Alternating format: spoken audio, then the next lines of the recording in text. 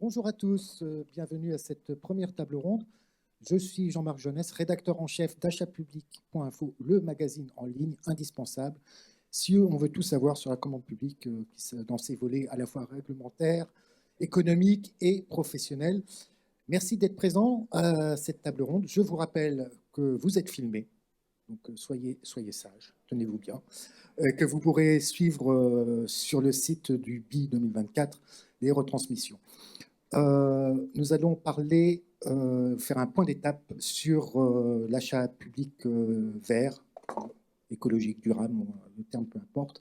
Et on va essayer au cours de cette table ronde de faire le point et essayer de savoir où est-ce qu'on va.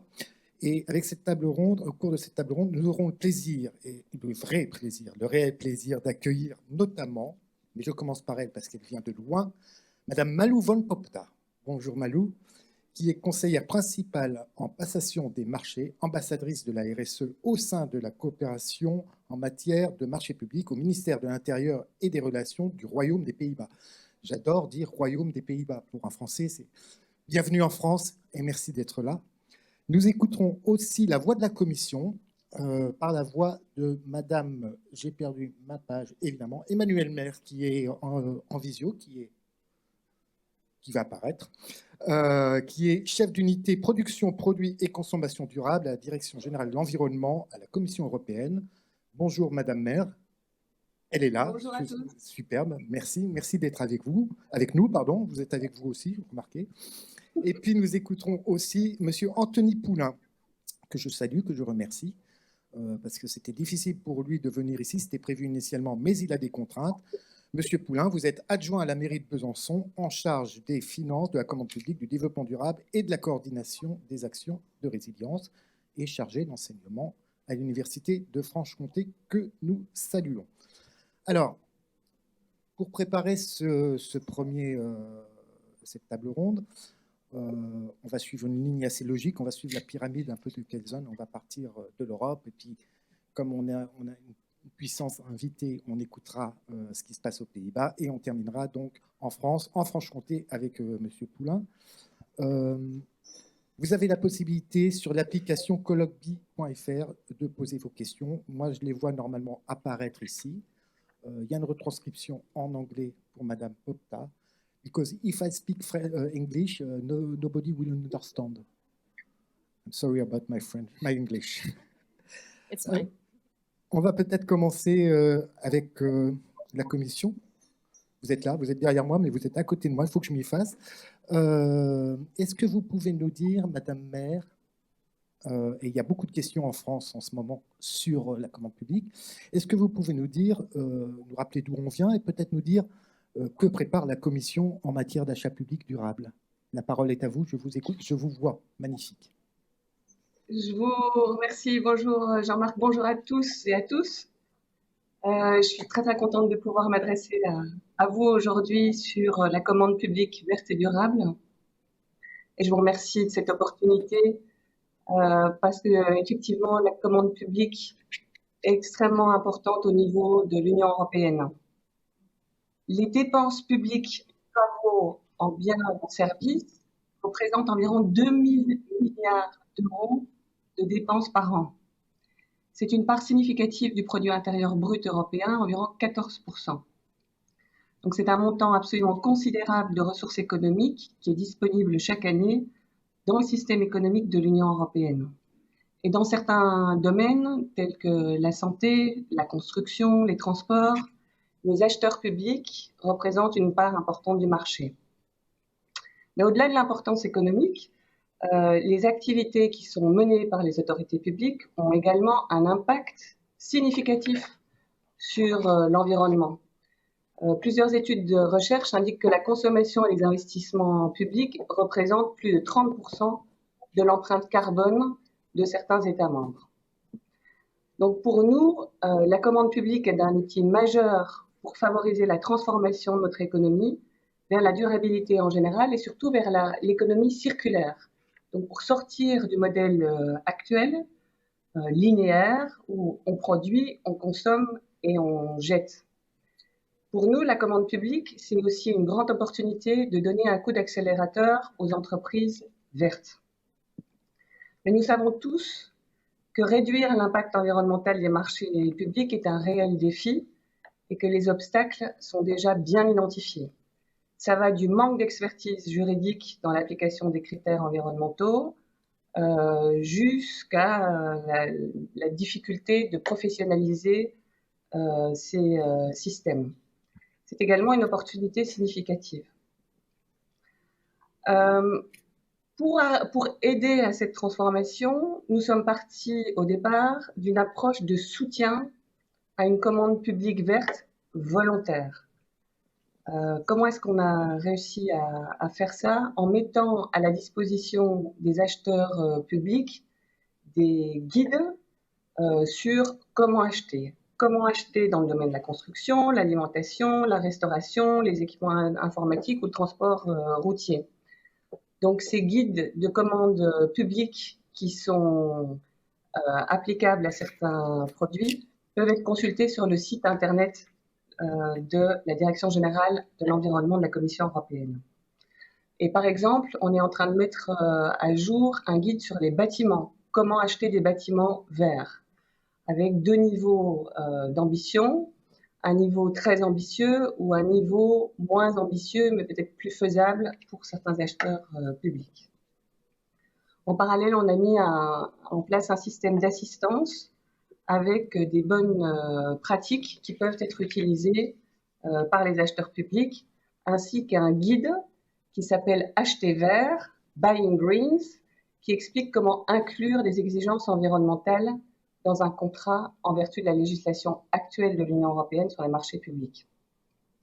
On a aussi une newsletter en anglais qui est à votre disposition également si vous voulez vous abonner, et un système d'aide à la formation dans les États membres.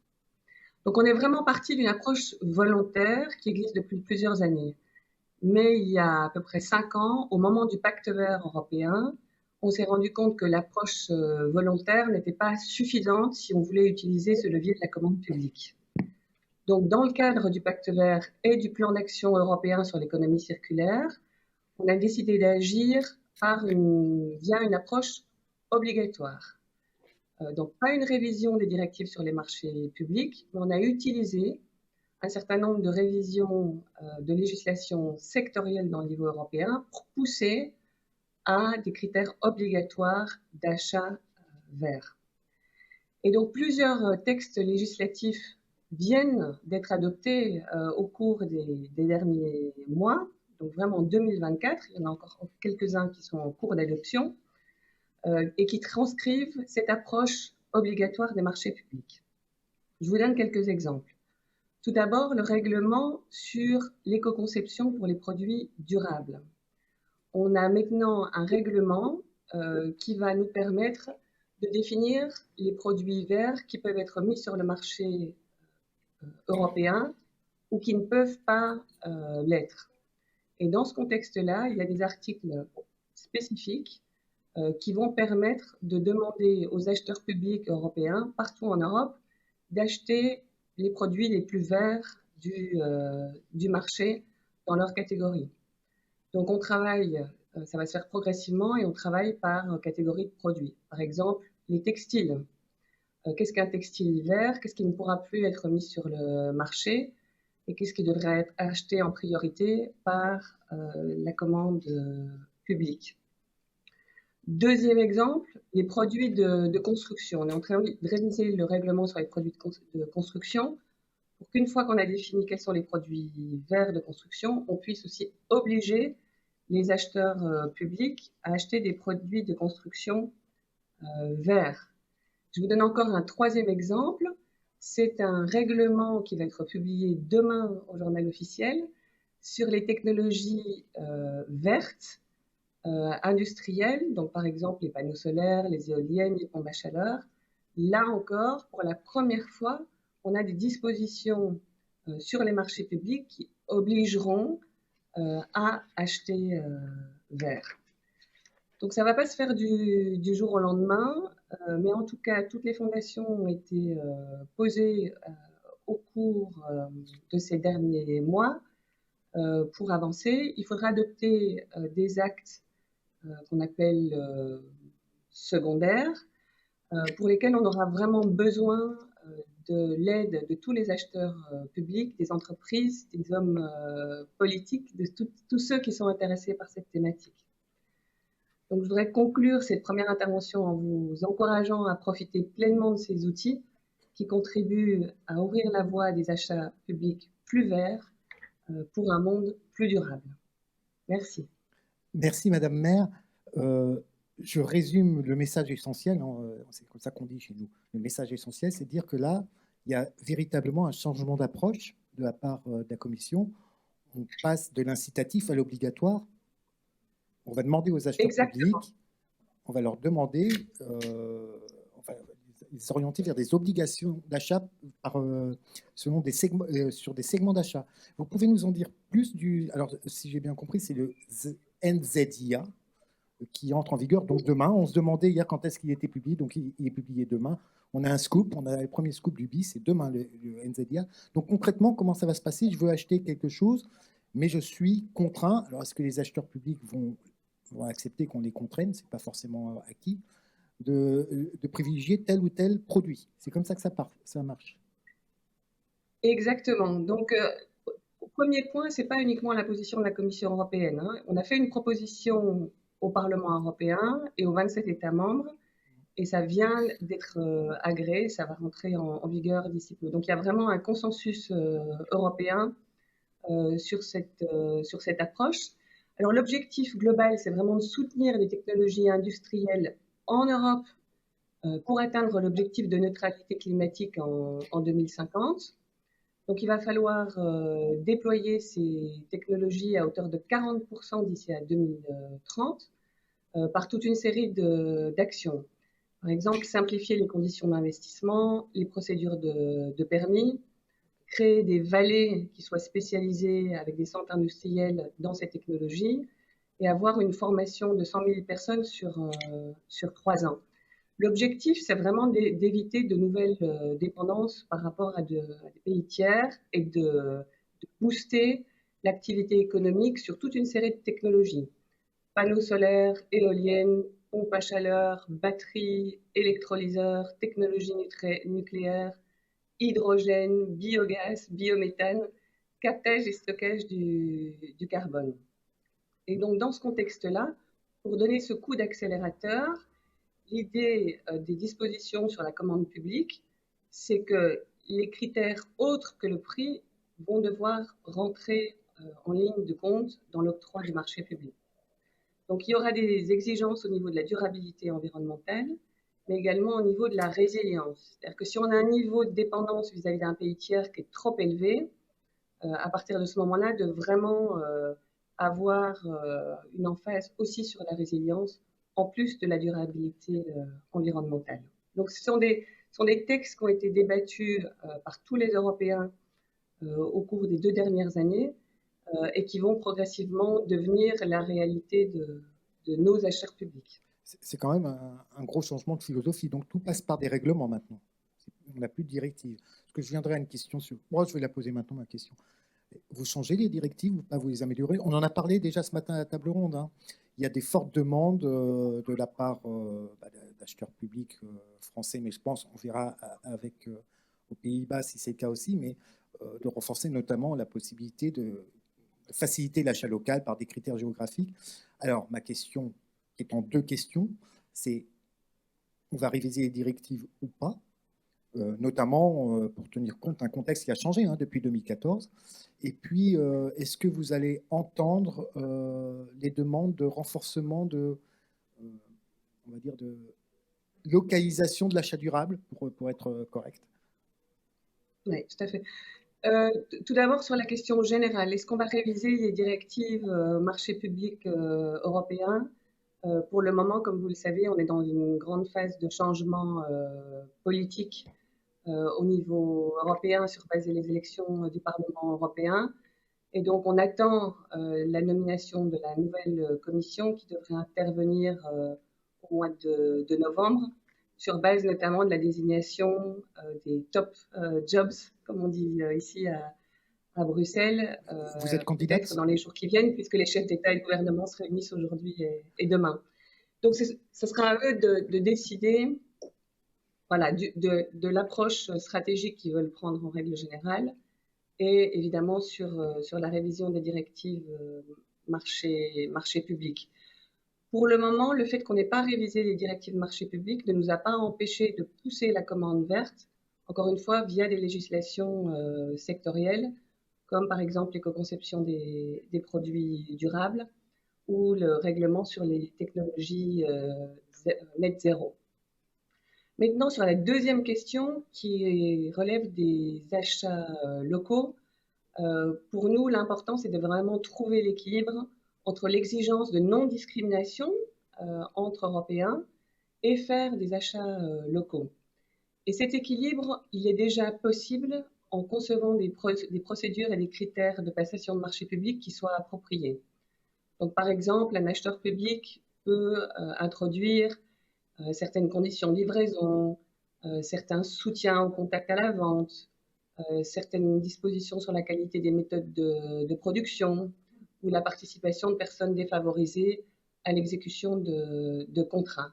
Donc, il y a déjà moyen de réconcilier finalement cette tension entre l'objectif de non-discrimination et d'achat local. Oui. Alors, ma question induite, c'est est-ce que vous êtes candidate à un top job, qu'on sache? Non, non, les top jobs, c'est vraiment pour les hommes et les femmes politiques qui ont été élus, bien évidemment.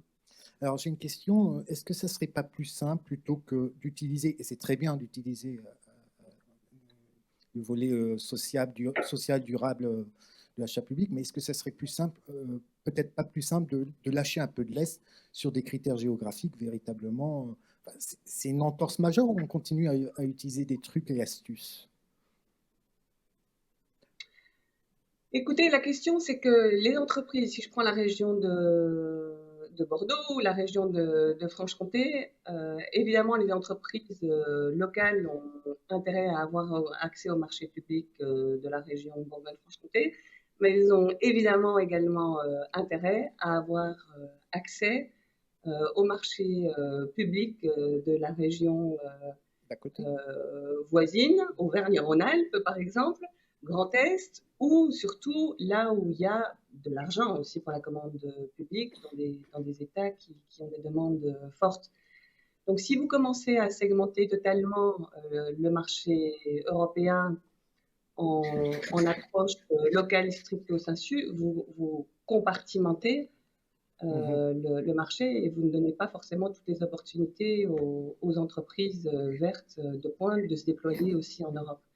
Donc c'est un vrai débat. Encore une fois, en se concentrant sur les besoins des acheteurs publics, donc par exemple, encore une fois, les conditions de livraison, les soutiens en contact à la vente, la qualité des méthodes de production, le recrutement d'entreprises, de personnes défavorisées, il y a moyen de trouver cet équilibre.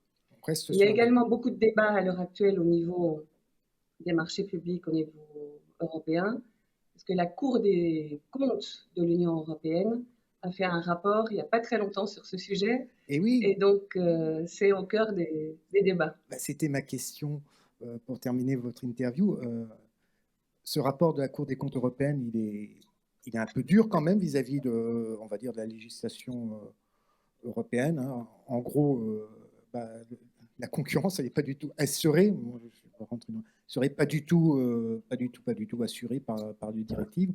La concurrence ne marche pas. La Commission a répondu, vous avez raison, mais en fait, le problème essentiel, c'est qu'on n'a pas forcément les données, donc on s'est pris des e-formes. Le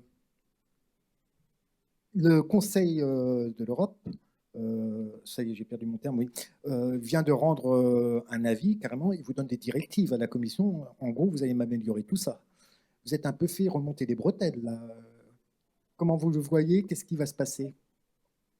Écoutez, je ne sais pas si on s'est fait remonter les bretelles. Pour nous, c'est vraiment un atout d'avoir un rapport de la Cour des comptes qui fait un bilan. Et c'est d'ailleurs des recommandations que nous approuvons. puisqu'il y a un objectif qui est vraiment commun, qui est d'améliorer les performances et l'impact des marchés publics dans l'Union européenne en période de ressources publiques limitées et de nouvelles priorités, souvent concomitantes, dans ce secteur. La Cour, elle a fait 5 points majeurs. Elle nous dit qu'il y a une diminution de la concurrence sur les 10 dernières années dans la passation des marchés publics. Il y a une forte augmentation des attributions directes de marché.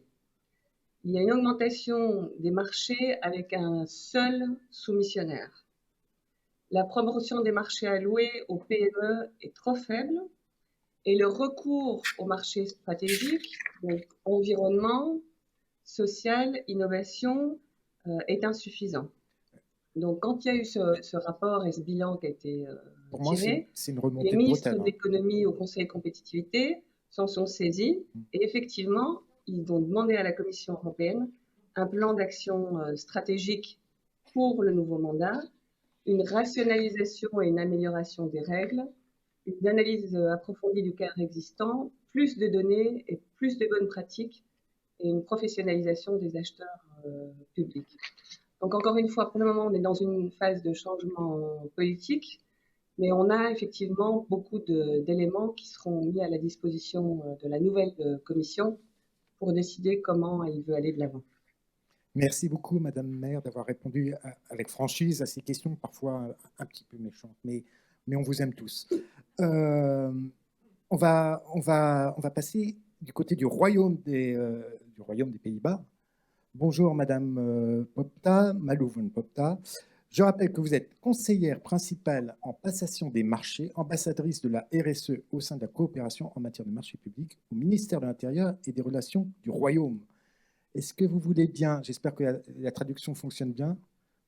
Bon, est-ce que vous voulez bien nous faire un petit peu un point d'étape? On va quitter la France et nos questions franco-françaises pour voir comment vous vous débrouillez, vous, aux Pays-Bas.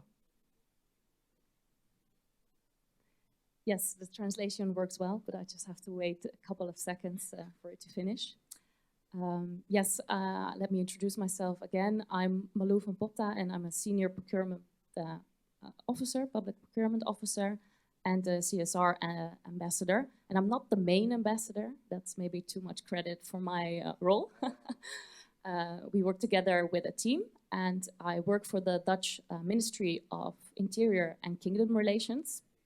But my procurement department itself also guides tenders for other Dutch ministries. So together we provide for European tenders for 6 ministries, and I think we guide about 100 European tenders per year and about 500 other procurement contracts below the threshold. So we do a lot.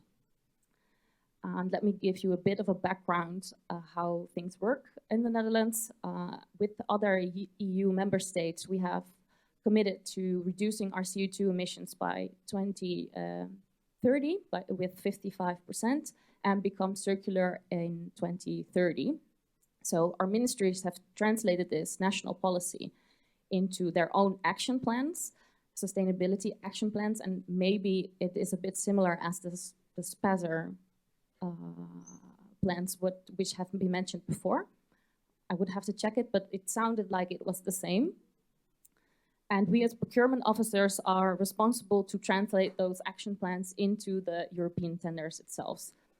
And our tenders are mainly services and with a little bit of supplies. So we have a lot of research assignments, policy advice, facility service, communication, IT, educational, cleaning service, a whole bunch.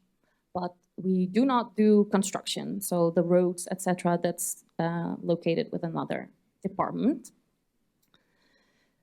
So what we have done to, in order to adhere to the sustainability action plans, we have created a sustainability group, which I'm a part of, and we educate our colleagues about what they can take into account in the European tenders. We gather knowledge, share knowledge, organize training sessions, and also formulate example requirement or criteria that they can use in their tenders. And the main thing that we've done is established an sustainability board. So for every European tender that we have, we also hold a sustainability board, which in fact means that we have a conversation about the opportunities that there are on sustainability. So this conversation is with the sustainability advisor, or me, for example, the procurement officer, the contract owner, and somebody from policy. And together we look at what are the possibilities for this specific tender or contracts. And in general, we have actually 6 sustainability themes, which can be divided into general topics. A green one, which is about the carbon neutrality, environmental friendly purchasing, and about biodiversity. I think I'm forgetting one. Oh, circular economy, of course. So why would I forget that one?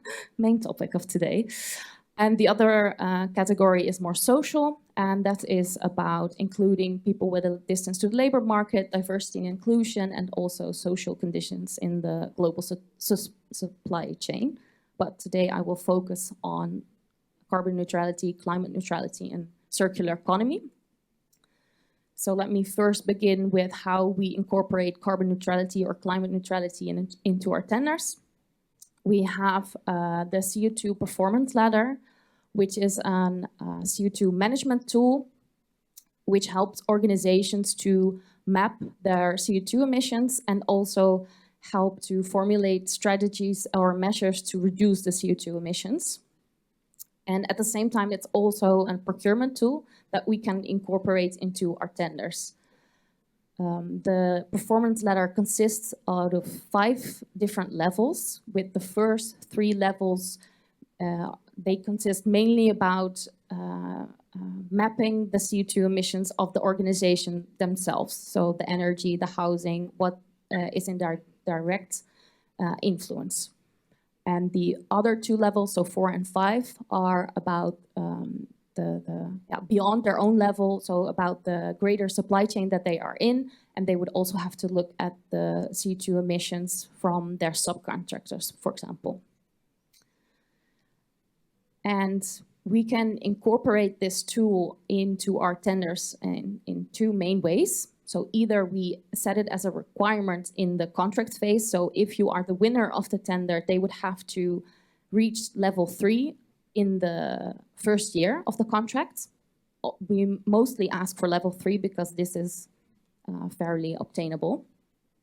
And the other way is that we incorporate it as an award criteria, and then we link a certain amount of points to a certain amount of level on the performance ladder, so that the tenderer themselves can choose on which level they want to submit their tender. And the performance ladder, it's a certification process. It's an independent certification process, and they are also audited by an independent auditor. And annually, they are evaluated on their measures on what they are doing to reduce their CO2 emissions. And a main advantage of this performance ladder is that it's very easy to use for contract managers, because they only have to check whether the certification process has been done and whether they are annually evaluated, which lies elsewhere. So it's very easy for contract managers to do.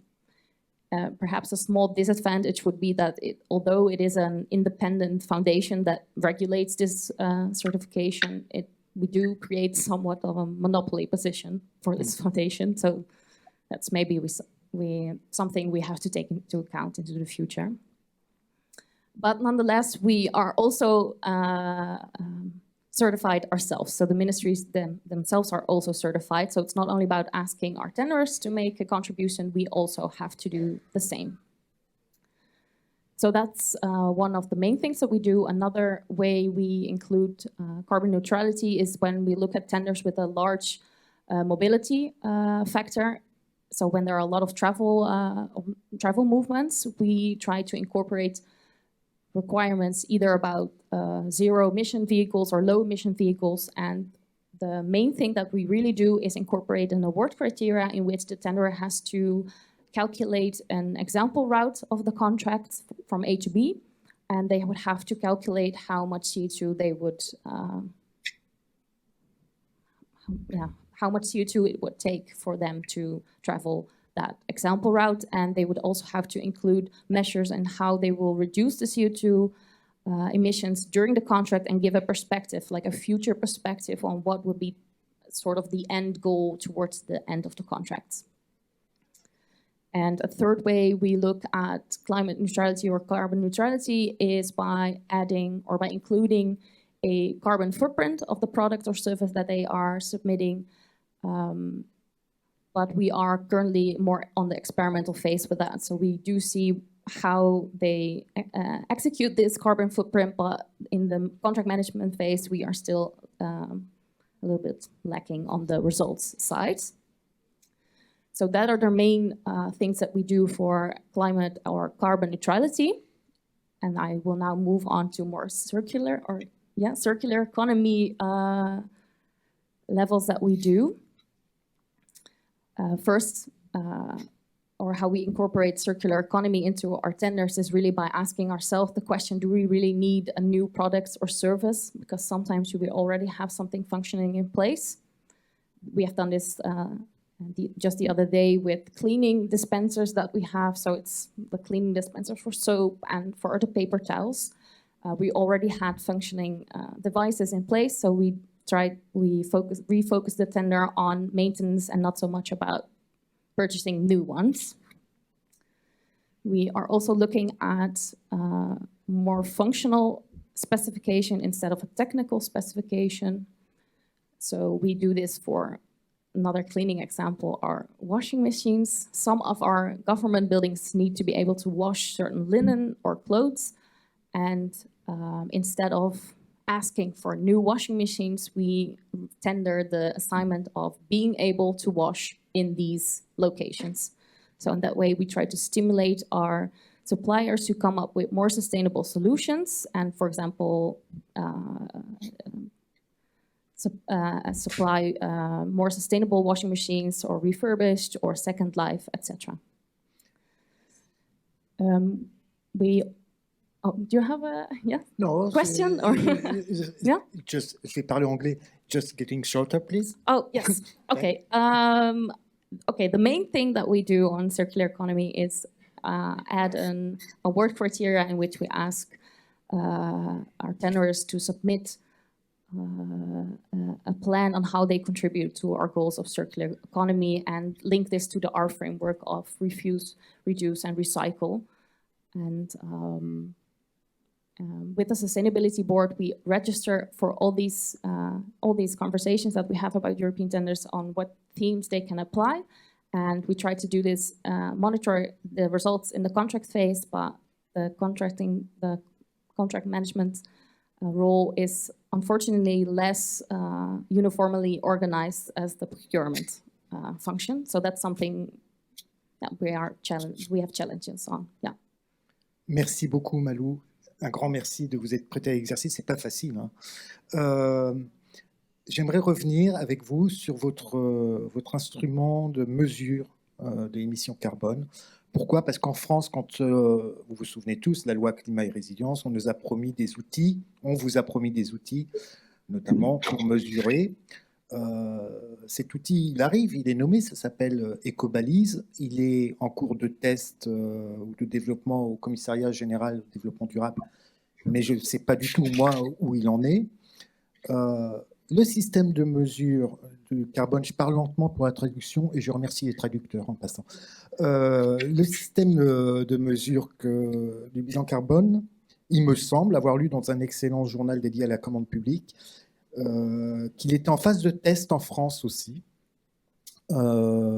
testé par l'UGAP, la Poste, si je me souviens bien, et la DAE, la Direction des achats de l'État. Est-ce que vous pouvez nous en dire un petit peu plus? Est-ce qu'il est facile d'usage? Est-ce qu'il est contraignant? Est-ce qu'il est utilisé d'ailleurs par les acheteurs publics aux Pays-Bas?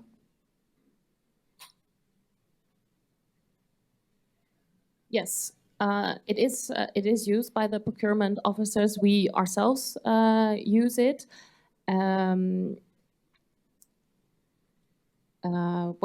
Because it's very easy to use and also applicable to a lot of European tenders, because I cannot imagine a tender where there's no CO2 emissions. Like basically, when you open your laptop to work, you're already dealing with CO2 emissions. So the thing about it is that we ourselves do not have to do the vetting of the management tool. So they would have to organize and gain insights, organizations into their own CO2 emissions, and they do that with the foundation themselves. So the procurement officer is, well, not left out. Yeah, I guess it's a process that happens with outside of procurement. Organizations need to map their CO2 emissions and gain insight, and they have to do it. They have to do it in such a good way that they get the certification process. And when they apply for the tenders, then they would have to confirm that they are certified. So we only see whether they are certified or not. So that really leaves the procurement officer up with the decision: do we want to include the certification process or not? Do we want? And then we look at the market and how far is the market? Do they already have the certification? Then we can maybe aim for a high level. And if they're not there yet, then we often take it into a requirement so that only the winner will have to get the certification within the first year of the contracts. Yeah. Merci beaucoup. Est-ce que je ne vois pas apparaître de questions, donc ça veut dire que tout fonctionne. Je vous rappelle qu'il faut utiliser l'application colloquebi.fr pour poser des questions. Malou, est-ce qu'aux Pays-Bas aussi on réclame plus d'achat local et on demande à la Commission, qui a dit qu'on se débrouille déjà très bien comme ça, est-ce qu'on demande aussi à la Commission, est-ce qu'il y a cette demande de renforcer des critères locaux dans une optique environnementale et sociale, bien sûr?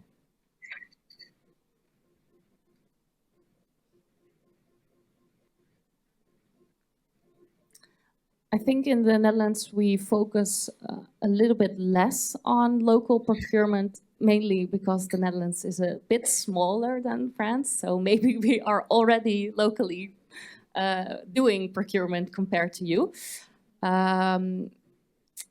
So yeah, we do try to incorporate like small businesses, and we often do this by dividing contracts in different geographical lots, but that's more about the perspective of including those small businesses and less about the sustainability aspect. Maybe another example that we do have is working with logistical hubs in cities. So we try to reduce the amount of traffic in cities themselves and really focusing on the last mile of delivery.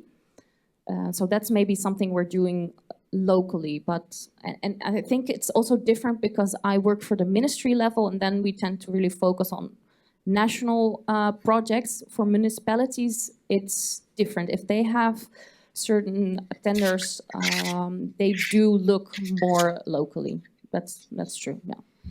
Merci beaucoup, et puis n'hésitez pas à réagir puisque nous allons écouter monsieur maintenant Anthony Poulain. Bonjour Anthony, monsieur Poulain, bonjour. Bonjour. Adjoint à la mairie de Besançon en charge des finances de la commande publique, du développement durable et de la coordination des actions de résilience. Par ailleurs, chargé d'enseignement à l'université de Franche-Comté, j'adore. En préparant ces échanges, non mais c'est pas une blague.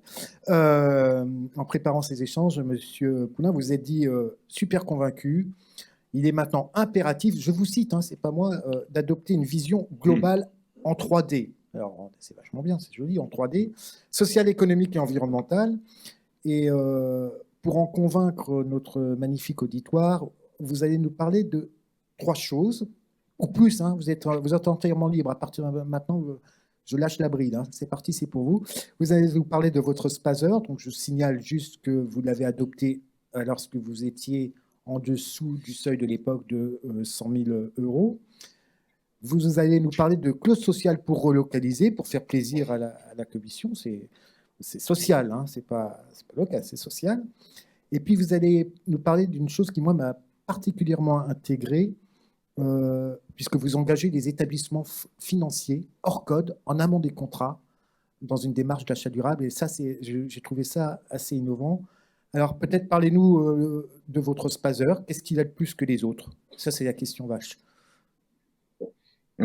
Qu'est-ce qu'il a de plus que les autres? En tout cas, bonjour à toutes et tous. Je m'excuse vraiment de ne pas pouvoir être avec vous aujourd'hui puisque tout était prêt.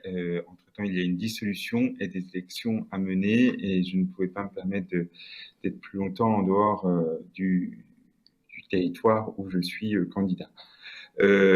Donc, sur ce sujet, le Spazer, ce qui est intéressant, c'est que nous l'avons vu avec notre équipe municipale comme l'un des premiers actes forts de cette nouvelle mandature.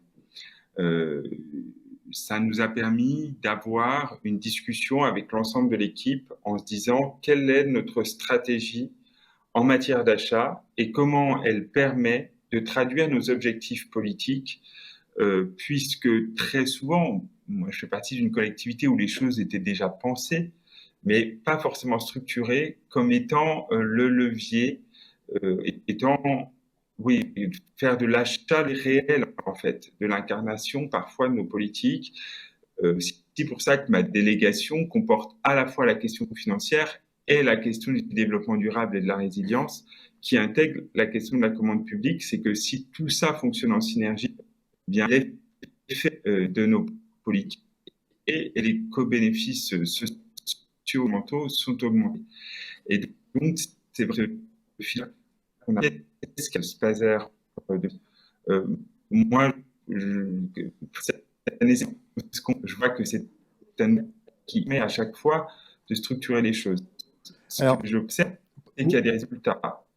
C'est que ces trois dimensions, que ce soit l'augmentation, la systématisation de l'intégration de clauses environnementales publiques, l'augmentation forte de clauses sociales permet de nourrir le max, celui de l'achat local. Moi, je dis plaisir, comme il y a d'autres, avec les outils que nous avons aussi à des d'euros d'achat public. Alors, Monsieur Poulain, ce que vous dites est probablement très clair, mais nous, à la réception, c'est 1 mot sur 3, à peu près. Donc, si vous pouvez juste, de façon discrète et que personne ne le voit, vérifier votre connexion, ça serait pas mal. Ouais. J'aurais une... Non, parce que là, heureusement, on a la traduction grâce à la présence d'anglophones, donc on a quand même une traduction. Mais je plains les comment on appelle ça, les fast-typeurs. On m'a dit, j'ai appris le mot ce matin, parce que là, ils s'amusent bien. En fait, non seulement ils traduisent, mais ils comblent les trous de ce qu'ils entendent. Mais il n'y a pas d'erreur hein, jusqu'à présent. Je vous félicite. Juste sur le Spazer, alors j'ai été un peu perturbé pour la fin. On entendait ce matin Monsieur Brassac qui disait un Spazer c'est très bien si ça reste sur les étages, sur les étagères, ça sert à rien. Maintenant que votre connexion est parfaitement rétablie, j'en suis persuadé, comment vous le faites vivre au quotidien vos Spazer? Et j'ai pas noté depuis quand il est en vigueur. Alors il est en depuis le début de ce mandat 2021. Nous l'avons voté en janvier 2021. Et comment il vit à travers déjà un travail complètement transversal, réaction achat qui est positionné de manière à avoir la possibilité de s'appuyer différents dans chaque action et l'action de la dimensionnement de notre moyen et le budget. Monsieur Poulain, c'est pas de votre faute, mais on comprend rien de ce que vous dites. Moi, je trouve ça passionnant. En coupant l'image, on ne va pas le voir, c'est dommage. Mais il faut trouver une solution. J'en profite, le temps qu'on fasse une petite vérification de votre côté de connexion, on va réessayer dans quelques secondes, pour poser la question à la Commission européenne. Comment elle juge les avancées de la France en matière de... Notamment cet outil, tout le monde nous dit qu'il est magnifique, qu'il est merveilleux. Est-ce que vous partagez ce point de vue? Je rappelle d'ailleurs que lorsque la France a exercé la présidence de l'Union européenne, le grand axe était de dire on va exporter le modèle français d'achat public durable. C'est ma deuxième question. En attendant que M. Poulain se reconnecte, on a réussi en France à influencer la Commission, en tout cas l'Europe, sur Oui. notre modèle. Alors, au niveau de l'outil, vous pensez à Ecobalise ou vous Non, pensez je pensais au modèle Spazer. au Spazer? Vous m'entendez pas, mais c'est terrible. Je vous entends plus maintenant. C'est de mon côté que la connexion est pas bonne. Pourtant, c'est très clair, comme dirait, c'est clair. C'est pourtant très clair. Non, ça y est, vous m'entendez, le Spazer. Le Spazer, qu'est-ce que vous en Oui. pensez? On va commencer comme ça. Écoutez, honnêtement, je ne le connais pas. Donc, c'est pour ça que si Monsieur Poulain a sa connexion à nouveau lancée, ça serait bien. Comme ça, je me familiarise avec l'idée. Ce que j'ai vu au niveau de la présidence française du Conseil, c'était effectivement une volonté d'avancer sur la commande publique au niveau des ministères de l'économie. Et donc, on l'a vu aussi également dans le règlement sur les technologies net zéro, C'est français. où par exemple les dispositions sur le marché public venaient très fortement de Bercy, si je me souviens bien, Voilà. et ont été acceptées finalement par les 26 autres États membres. Mais au niveau du Spazer, il faut vraiment que j'apprenne plus sur l'outil. Donc je vois que M. Poulain n'a plus sa caméra, mais peut-être qu'on va bien pouvoir l'entendre. Alors effectivement, nous suivons la recommandation de Madame, je vous remercie. On n'a plus à l'image M. Poulain, mais on a le son de M. Poulain. M. Poulain, vous nous entendez? Moi, je vous entends. Ah bah c'est magnifique. On va faire comme ça, mais je m'excuse. Non, mais on est très beau, nous, à l'écran. Hein. Je pense que les gens sont satisfaits de nous voir, Madame Nair et moi. On va parler de clause sociale maintenant. Vous nous avez dit, moi, les clauses sociales, je les utilise pour relocaliser. Vous pouvez nous en dire plus? Comment vous faites? En quoi êtes-vous exemplaire à Besançon?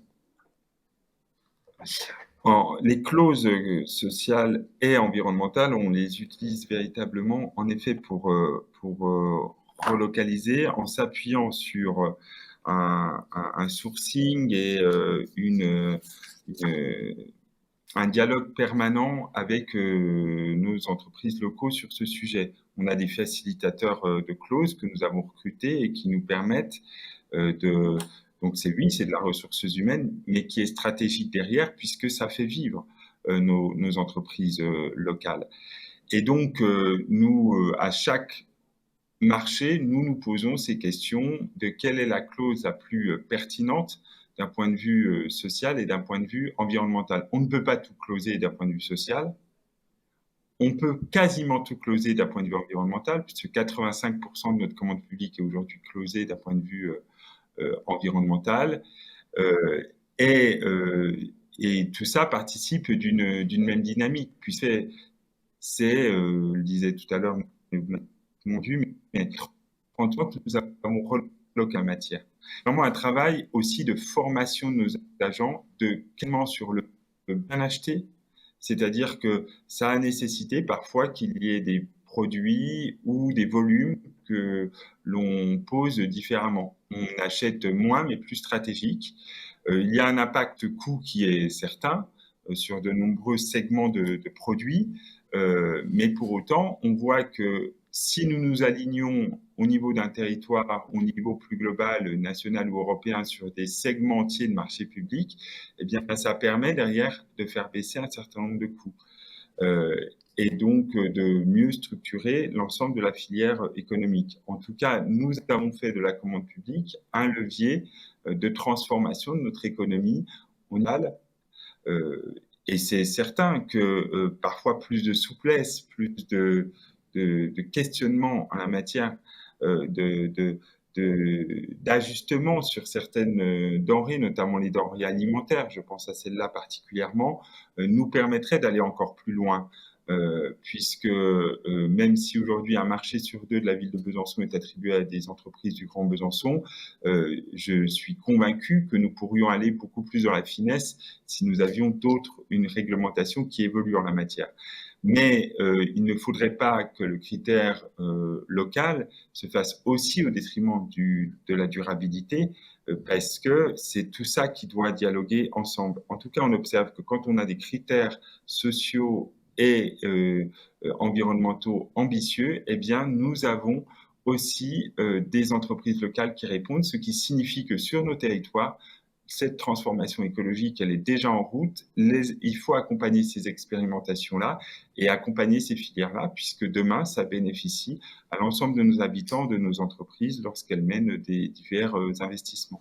Alors, vous avez parlé des facilitateurs sociaux. J'en profite pour signaler que sur le site Achat Public, on a travaillé avec Alliance Ville Emploi et il y a un guide qui est téléchargeable gratuitement en plusieurs volets sur comment recourir et pourquoi recourir aux facilitateurs sociaux pour inclure des clauses sociales. Et Alliance Ville Emploi considère qu'on peut en mettre à peu près sur tous les marchés des clauses sociales.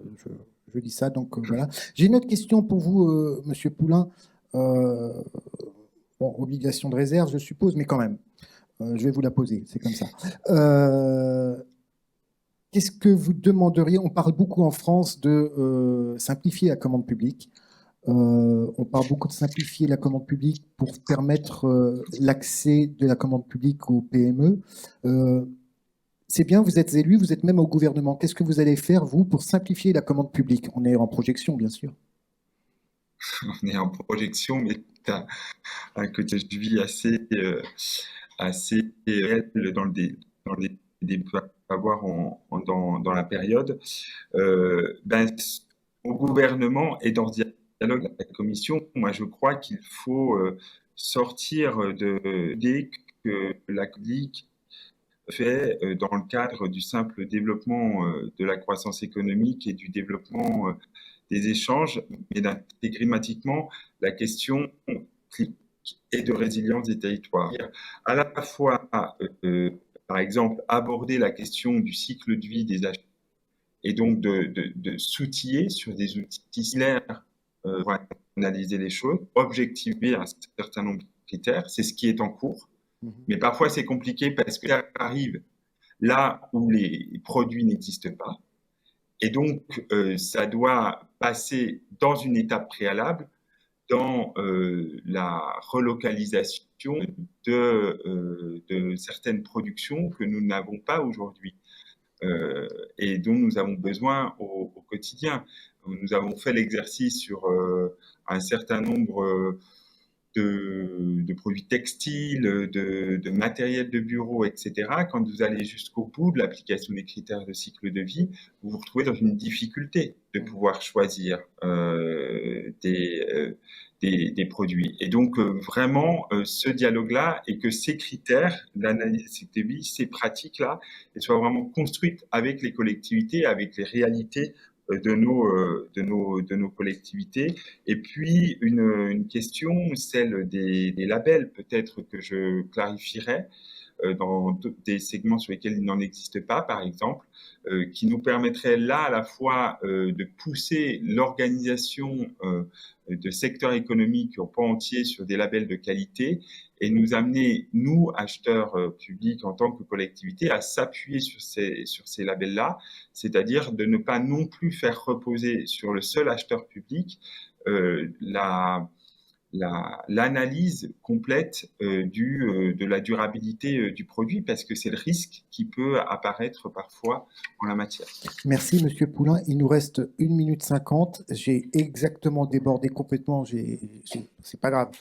Enfin, pour moi, c'est pas grave. Est-ce que vous pouvez en 30 secondes, parce que j'ai trouvé ça...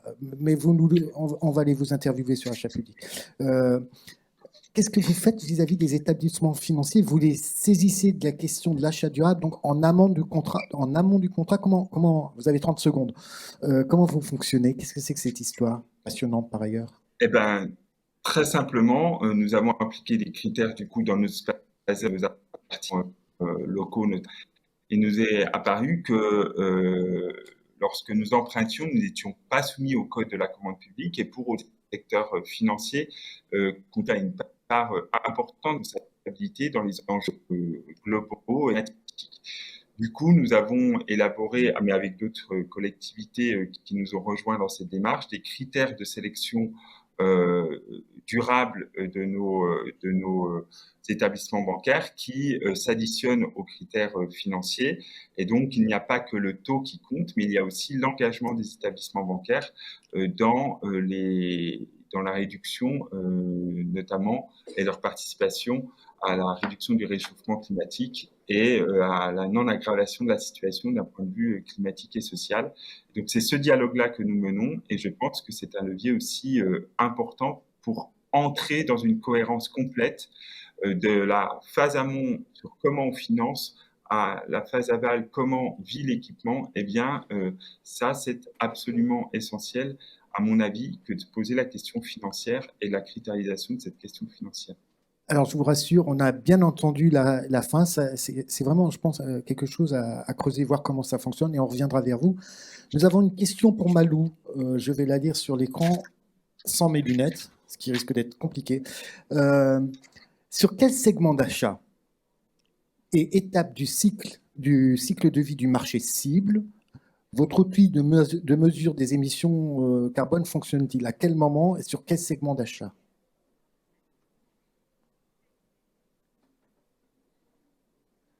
In what stage? Yes. Stage.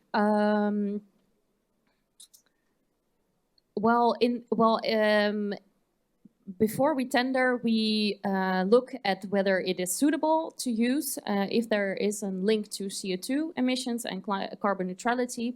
And then we look at the market if they already have a certification or not. And then we decide upon how we incorporate it in the tender. I don't know if that answers the question, but so we already put it in the description of the descriptive document or the tendering documents. You would have to obtain this level of certification if you win or in the award criteria. So then it's just part of the points. So it's not only about price, but also, for example, about the certification process. And we've in fact also asked our main suppliers whether they would be able or not able, if they would be willing to get the certification process, certification if we were to ask. And they generally all said yes. So that's also leaves us with an important message that if we do ask for sustainability criteria or a movement from the market, they will move as well. So we have an important function in that. I hope that answers the question. Mais oui, certainement. Otherwise, you know how I look, so come and find me. Merci beaucoup. Je vous remercie. Je ne vois pas d'autres questions. Alors, on me glisse à l'oreillette. Oui, bien sûr. Oui, j'arrête. N'oubliez pas de rendre vos casques en quittant la salle. C'est important. Je remercie les traducteurs et l'équipe. J'ai un autre message à faire passer, c'est que je vous propose, là nous avons une pause et nous avons 2 tables rondes. Je suis obligé de mettre mes lunettes. Comme on dit, la vieillesse est un naufrage et moi c'est Titanic. À 14h, donc une table ronde sur les achats publics européens face à l'intelligence artificielle. Ils ont fait appel à moi pour parler d'intelligence. Ça sera moi qui animerai cette table ronde. Et puis, nous aurons une autre table ronde, grand témoin, sur l'économie sociale et solidaire, qui se tiendra en salle Brasilia. Je vous remercie. Merci beaucoup, Madame Van Popta. Bon, merci beaucoup, Madame Maire. Monsieur Poulain, merci. Désolé pour les difficultés techniques, mais je pense qu'on a réussi à comprendre votre message essentiel. Merci à tous. Et puis, je vous souhaite un très bon BI 2024. À tout à l'heure. Merci beaucoup. Au revoir. Au revoir.